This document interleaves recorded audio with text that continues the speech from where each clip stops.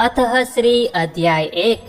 એક સમયની વાત છે, નૈમિષારણ્ય તીર્થ ક્ષેત્રમાં શૌનક આદિ ઋષિઓએ શ્રી સૂતજીને પ્રશ્ન પૂછ્યો કે હે મહારાજ, કોઈ એવું વ્રત બતાવો કે જેનાથી થોડા સમયમાં પુણ્યની પ્રાપ્તિ થાય, મનુષ્ય લોકમાં આ ઘોર કલયુગમાં પ્રભુ ભક્તિની પ્રાપ્તિ થાય અને મનુષ્ય પોતાની મનોકામના સિદ્ધ કરી શકે। ત્યારે સૂતજી મહારાજ બોલ્યા કે આપે આ સુંદર પ્રશ્ન પૂછ્યો છે। જીવના કલ્યાણ માટે, મનુષ્યના કલ્યાણ માટે આ પ્રશ્નનો ઉત્તર આપતા શ્રી સૂતજી મહારાજ કહે છે કે હે ઋષિઓ, એક વખત નારદ મુનિએ પણ આવો જ પ્રશ્ન થયો હતો અને ત્યારે તે ભગવાન શ્રી હરિ પાસે વિષ્ણુ લોકમાં ગયા હતા અને પ્રભુ શ્રી નારાયણે પ્રશ્ન પૂછ્યો અને ત્યારે ભગવાન શ્રી નારાયણ નારદજીને કહે છે કે હે નારદ, આ પૃથ્વી લોકમાં એક જ વ્રતનું પાલન થાય છે અને જેને સત્યવ્રત કહેવાય છે અને જે છે સત્યનારાયણ ભગવાનનું વ્રત। આ સત્યનારાયણ ભગવાનનું વ્રત વિધિ વિધાન પૂર્વક કરવાથી મનુષ્યની તમામ મનોકામના પૂર્ણ થાય છે અને આ લોક અને પરલોક સાર્થક થાય છે અને અંતમાં તેને મોક્ષની પ્રાપ્તિ થાય છે। મનુષ્ય સત્યનારાયણ ભગવાનની કથા પૂર્ણિમાના દિવસે પોતાના બંધુ બાંધવ સાથે કરવી જોઈએ અથવા તો સાંભળવી જોઈએ અને તેનું વ્રત કરવું જોઈએ। ભગવાન સત્યનારાયણનું પૂજન કરી ધૂપ, નૈવેદ્ય અને તુલસી પત્ર અર્પણ કરવા જોઈએ તથા ભગવાનને કેળા અને રવાનો શીરો પ્રસાદ તરીકે ખાસ ધરવો જોઈએ। આ દિવસે સૌ પ્રથમ બ્રાહ્મણને ભોજન કરાવવું અને ત્યારબાદ ઘરના પરિવારે સૌ સાથે મળીને ભોજન ગ્રહણ કરવું જોઈએ। તો મિત્રો, અહીંયા ભગવાન સત્યનારાયણની કથાનો પ્રથમ અધ્યાય સમાપ્ત થાય છે। તો બોલે શ્રી સત્યનારાયણ ભગવાન કી જય। અથઃ શ્રી અધ્યાય 2। શ્રી સૂતજી કહે છે કે હે ઋષિઓ, સત્યનારાયણનું ભગવાનનું આ વ્રત સૌપ્રથમ જેણે કર્યું હતું કે તેની કથા હું આપ સૌ ઋષિઓને કહું છું। કાશીપુરીમાં એક ગરીબ બ્રાહ્મણ રહેતા હતા।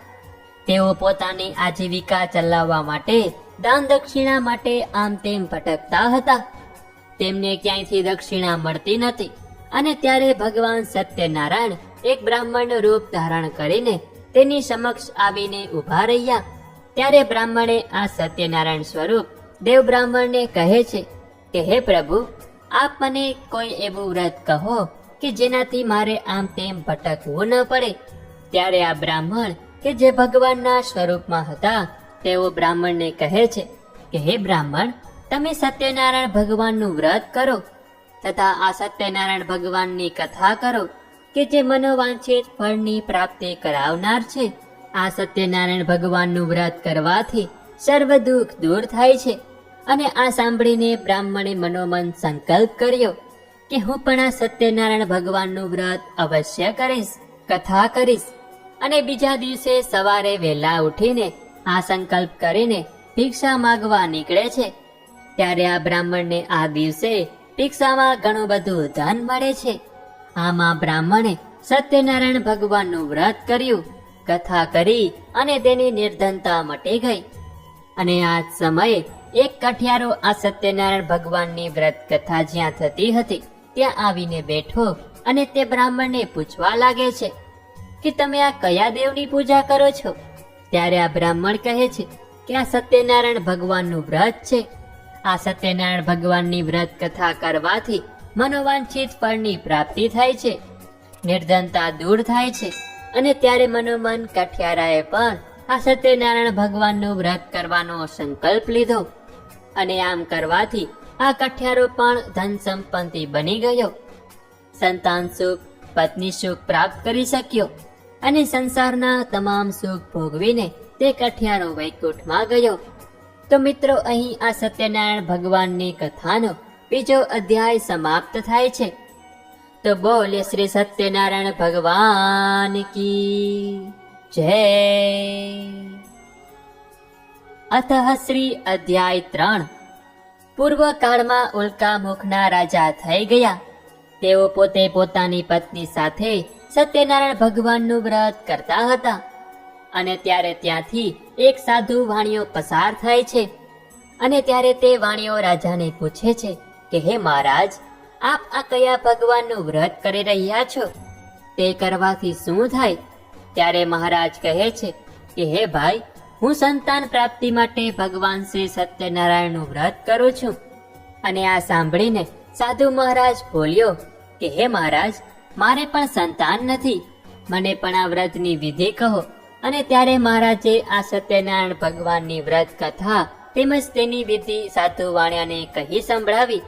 અને ત્યારે તે સાધુ વાણિયાએ મનોમન સંકલ્પ કરી લીધો કે જ્યારે મને સંતાન થશે ત્યારે હું પણ આ સત્યનારાયણ ભગવાનનું વ્રત કરીશ. થોડો સમય બાદ તે પત્નીએ એક સુંદર કન્યાને જન્મ આપ્યો અને તે કન્યાનું નામ રાખ્યું કલાવતી. ત્યારે સાધુ વાણિયાએ કહ્યું કે જ્યારે આ કલાવતીના લગ્ન થશે ત્યારે હું સત્યનારાયણ ભગવાનનું વ્રત કરીશ અને કથા કરીશ.